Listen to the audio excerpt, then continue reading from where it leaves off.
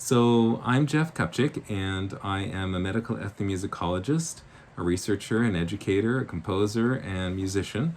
I'm based at York University in the School for Arts, Music, Performance, and Design, and I teach a course on music for health and well-being online, which is an in-person course that has been transferred into this online environment during the pandemic.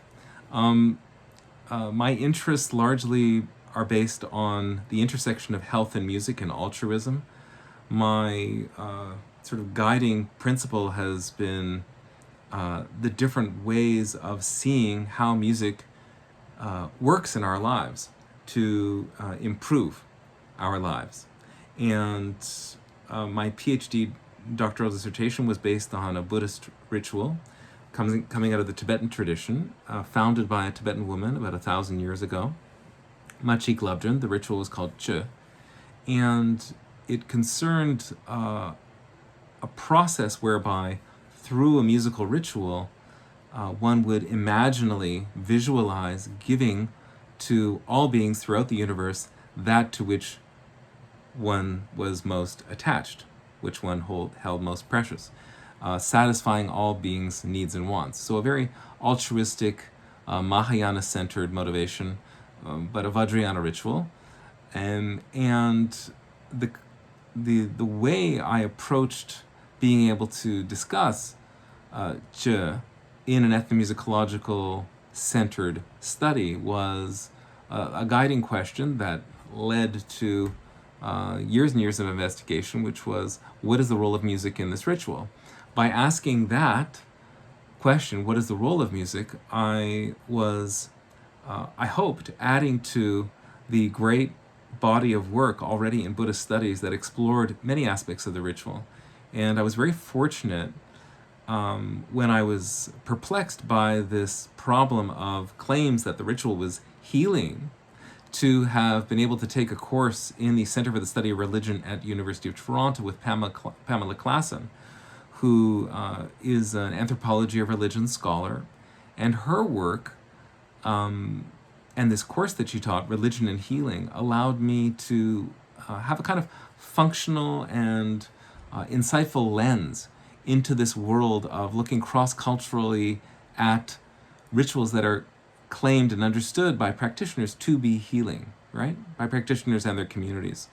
And so I was really grateful when she pointed out to me Marcel Mauss's book, Essai sur les dons, or The Gift. And that book was an ethnological, not ethnographic, but ethnological exploration. This was 1925, so almost 100 years ago, where Marcel Mauss, the intellectual son and biological nephew of Emile Durkheim, explored the reason for and form of exchange. What was there in a gift that made it necessary or a felt need to reciprocate?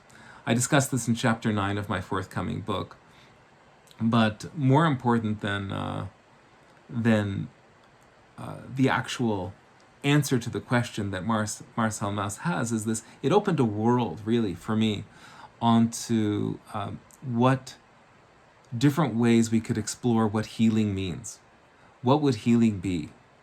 What is it meant? What is the difference, really, between a shaman and a doctor, or a medicine man, or a medicine woman? What do we consider to be healing? What is illness? What is well-being? And so this path of inquiry really led me to look cross-culturally at cross-cultural medicine and peek behind the curtain of integrative and alternative and complementary medicine, which is a section of the NIH that looks at different ways of understanding health and well-being. And so that was a very powerful bridge for me into looking at medical anthropology, which itself was a kind of, should I say, formative process, looking into so many different studies in the Himalaya and also in the West of cultures and cultural formations where healing was understood to be happening through musical ritual. Then medical ethnomusicology really landed with the Oxford Handbook of Medical Ethnomusicology in 2008. This was a very, very important text with 33 studies. I was the co-chair of the Society for Ethnomusicology's Association of Medical Ethnomusicology for 3 years.